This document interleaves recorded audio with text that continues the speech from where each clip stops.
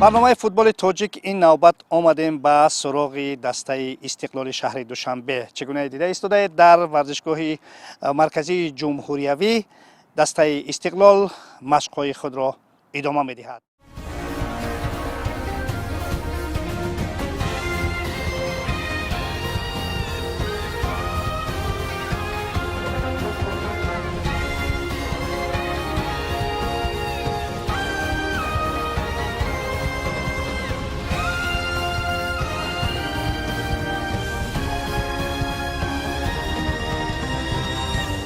Готовимся по плану.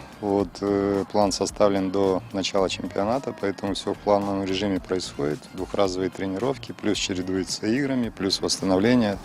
То есть все футбольные моменты, которые присутствуют в межсезонную подготовку, они выполняются. Поэтому все по плану. Погода не подводит, слава богу, поэтому работаем без сбоев.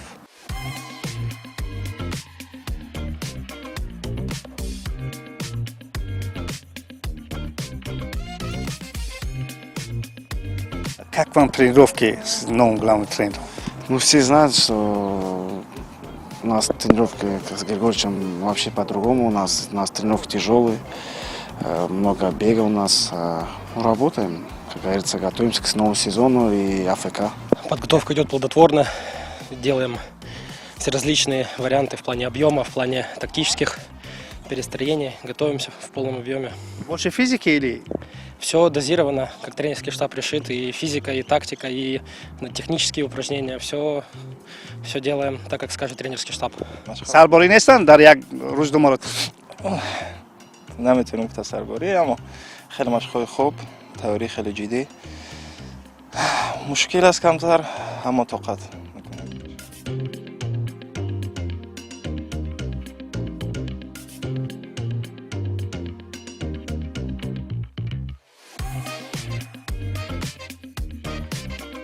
бачаҳо аз машқҳои ки дар як рӯз ду маротиба ҳастанд изҳори нигаронӣ надоранд? хаста мешаванд, албатта хаста мешаванд. ин тамрин ҳаст, ин машқҳои бисёр ҳам вазнин аст, лекин барои хотире ки онҳо баданро хуб ҳис кунанд, мо мағзгузаронӣ мекунем, витаминҳо дорем, ғизои варзишии хуб дорем ва ҳолате ки мо ҷойгир ҳастем дар меҳмонхона хеле хуб аст. ягон нигарониам ки бошад, не ки ба машқ омода ҳастанд, машқ мекунам.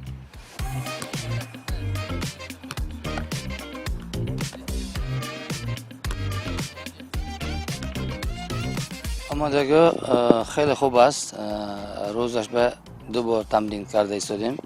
ҳозир дар ихтиёри дастамон се дарвозабон қарор дорад. бо ҳайати ҷавонон чорум дарвозабонро дар машғулотҳо даъват мекунем. чунончи маълум истиқлолро дар поёни мавсими гузашта чандин нафар аз футболбозон тарк карданд ва мусаллам аст ки ба ҷои онҳо бозингарони дигар омаданд. Большая группа игроков, которые здесь находилась до меня, они покинули клуб, плюс тренерский штаб покинул клуб, поэтому формируем новую команду, новые футболисты, новый тренерский штаб. Пока идет период адаптации, период притирки, поэтому не все так хотелось, как нам бы, хотелось в игровом плане, но пока есть работа, над всеми компонентами, над тактическими, над физическими, и кто-то лучше воспринимает требования, кто-то чуть хуже, но это процесс не одного дня, поэтому в процессе, я думаю, что к началу чемпионата будет уже более-менее взаимопонимание между футболистами, они понимают, какие требования мы предъявляем, в этом направлении работаем, думаю, что все будет хорошо. миёни онҳое ки ҳамакнун ба ҳайати даста шомил шуданд, алиҷони кароматуллозода ҳам ҳаст, ки дар собиқи начандон дур дар истиқлол бозӣ мекард. хуб, чӣ гуна истиқбол кардед баргашта? Чӣ гуна қабул кардед вақте ки аввалин маротиб шуморо занг задана гуфтанд ки ба истиқлол бармегардед? احساسات خیلی گوناگون بود، اما این رو به گپ گفتن خیلی مشکل است. хуб, яъне аммо даврае ки аз истиқлол дур будед чӣ эҳсос доштед? умед доштед ки бармегардед рӯзе? умед албатта хеле умеди калон доштем. баргашт ба тими мунтахаб ва баргашт ба сатҳи баланд. истиқлол чун ҳамешагӣ дар ин бозори гузаришӣ низ хело фаъол буд.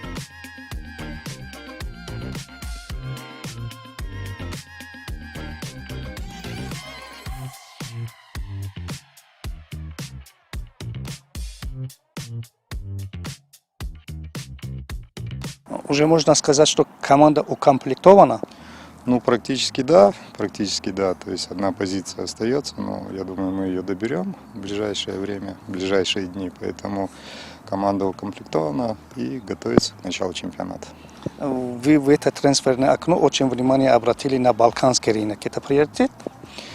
Ну, в принципе, кое-кого мы знали, вот, кого не знали, мы как бы пригласили, чтобы посмотреть, познакомиться. Вот. Плюс не только иностранцы, но есть и наши местные футболисты, которые были где-то в зарубежных клубах, тоже приехали и с нами прошли этап подготовки. Мы тоже познакомились с их возможностями, с их потенциалом, поэтому здесь комплексная работа проводилась, и сказать, что акцент только балканский рынок, нельзя сказать. Просто футболистов, которых мы видели, мы попытались их пригласить, то, что у нас получилось. Вот. А дальше все зависит от них, как они будут себя проявлять, как они быстро адаптируются к чемпионату. Вот. И будут, надеюсь, будут приносить пользу клубу. Как приняли в команду? Очень хорошо. Спасибо большое тренерскому штабу, административному штабу, команде, ребятам. Очень приятно находиться здесь. Очень рад, что попал в эту команду. И будем делать все, чтобы показывать хороший результат. Раньше Левченко знал, нет? Да, знал по чемпионату Узбекистана. Я играл за Андижан, а Виталий Григорьевич тренировал Нефчи из Ферганы. Всех, кто вот приехали с Хорватии, там, с Украины, там, все хорошо приняли, всех ребята готовятся, они тоже хорошие ребята, поэтому отлично все пока. мо ки мардуми тоҷик хело меҳмоннавоз ҳастем, хело хуб, метавонам гуфт ки хело хуб. Фарух Авезов, табиби дастаи Истиқлол мегӯяд, ҳолати тандурустии бозигарони нав чандон бад нест, ба истиснои бархе аз ҷароҳатҳои кӯчак. ҳолати онҳо аз рӯзи аввал хуб аст. Танҳо ду нафари онҳо каме осеб доранд ва ё дар дигар ҷо тамрин доранд, дар фитнес-зал. Дигар ҳама хуб ҳастанд. Бачаҳо ҳамаш омода ҳастанд барои тамринҳо, барои бозиҳои рафиқона. Чӣ иллат доранд онҳое ки дар фитнес машқ мекунанд? мушакҳои пойҳои онҳо каме кашида шудааст. Барои хотир ҳамин барои ваё мо 4 рӯз вақт додем ки дар фитнес-зал тамрин кунанд, баъд баргашта ба гурӯҳ дохил шаванд.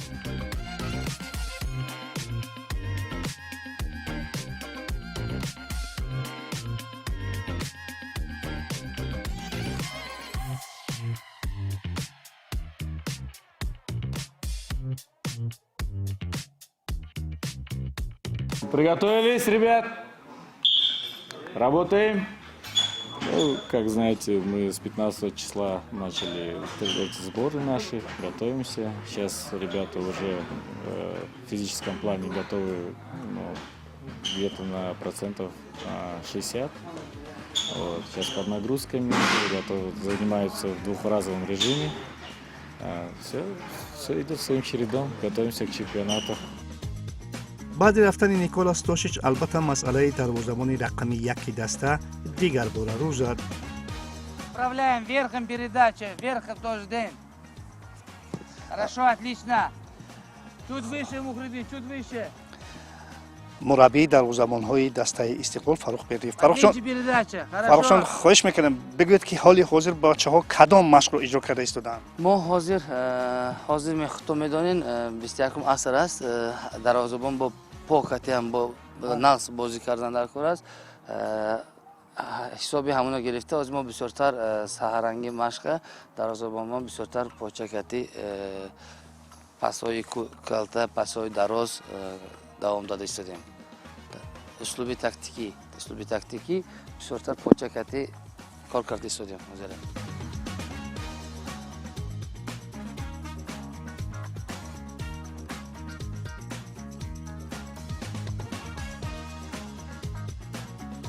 ҳоло даста ҷое ки асосӣ ки буданд номаълум аст. касе машғулотҳода худшо нишон медиҳад тарафҳои хубша ҳамон рақами як мешавад. мо ба неста ки рақами як ҳамон омад легионер нест. гап маъное ки легионер омадан аз мухридин или аз маҳаллии дарвозабонҳо як кала нағз бошад.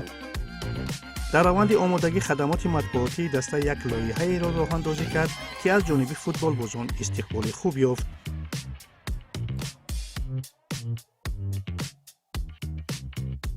бале мо ҳам тасмим гирифтем ки як чихеле ки мегӯянд як рӯзи аз ҳаёти истиқлол дар ҳамин ҷамоати таълимиро нишон диҳем.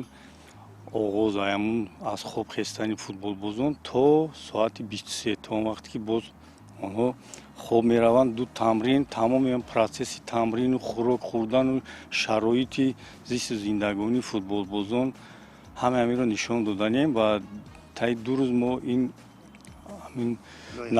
наворгирии лоиҳаро ба анҷом расондем. фикр мекунам дар 2-3 рӯзи охир мо инро ба намоиш мегузорем. Отлично воспринял, потому что, как говорится, все идут к работе, каждый день у нас работа, поэтому то, что снимали, для нас это, как говорится, новое что-то.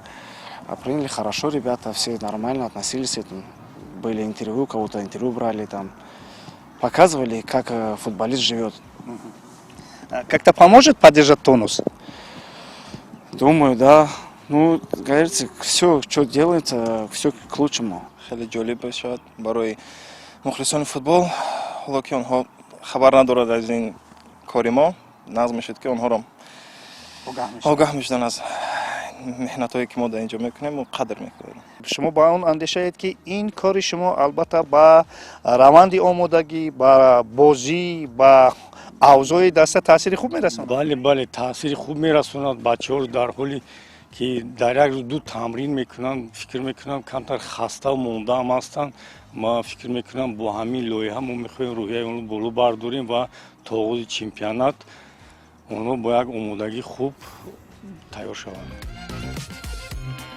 البته استقلال همچون پیشگام فوتبال تاجیک امسال نیز تاجیکستان را در سطح قاره معرفی میکند و با این نظرداشت استقلال با شماری بازی‌های چمپیونات و جام تاجیکستان با اصطلاح در 3 فرانت تلاش برای پیروزی خواهد کرد. Ну, Истеклол амбициозный клуб, где он участвует, всегда ставит максимальные задачи, поэтому этот сезон не исключение. Каждый тренер, который приходит в клуб, перед ним стоят максимальные задачи. Эти задачи надо решать и подтверждать как бы репутацию клуба. Вот. Поэтому да, здесь в каждом турнире это максимальные задачи, максимальные цели. И мы пытаемся эти задачи и цели решать как в внутреннем чемпионате, так и в Кубке АФК. Вот поэтому мы раньше начали, должны были вообще в феврале начать. Поэтому у нас 15 января пораньше собрали, чтобы в этом году хорошо выступили, особенно на международной арене. به هر صورت همیشه استقلال در 3 فرانت بازی میکند. مسلم است که برای شما دروازه‌بان‌های ذخیروی لازم میشوند. мо аз ҳолати дарвозабонӣ нигоҳ мекунем. аз ҳолати чемпионат бозиҳо ҷом мешавад, дар чемпионат мешавад. мо нигоҳ карда амал карда ҳар як дарвозабон шанс медиҳем. باید گفت لفچنکو با استقلال همگی برای یک موسم شرطنامه بست و البته ما در روند صحبت مطرح شدن این سوال را صرف نظر نکردیم. У вас годовой контракт, да? Да, контракт на год. Что это значит? Ну, еще раз говорю, я не хочу подписывать на длительный срок контракт, потому что футбол, он завязан на результате. Есть результат, вот, и ты как бы согласовываешь там свои как бы условия и остаешься дальше. Если нет результата, чтобы это было не накладно ни клубу, ни как бы тренеру, все, пожали руки и каждый пошел своей дорогой. Поэтому годовой контракт, посмотрим, мы начали работать. Вот, если будет результат, будет всех устраивать, то сядем, будем разговаривать о дальнейшем его продлении.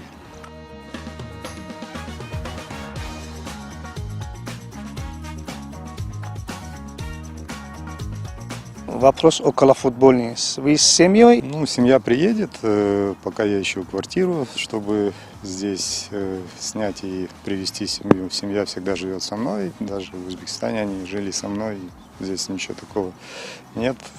Душанбе комфортный город, развивается, современный, поэтому я думаю, что в этом проблем не будет. Как только найду квартиру, семья приедет.